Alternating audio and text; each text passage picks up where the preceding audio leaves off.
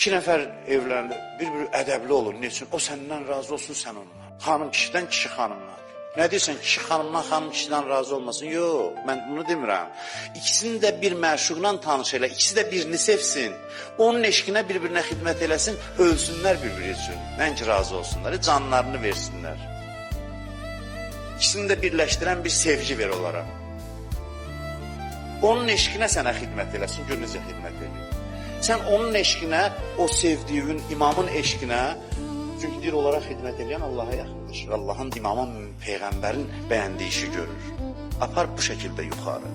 Belə bir vəziyyət olsa, cəmaat qız verəndə deyər ki, bunlardan, bu əhl-i beyti sevənlərdən olsun ki, bunlar qədrini biləcək bunu.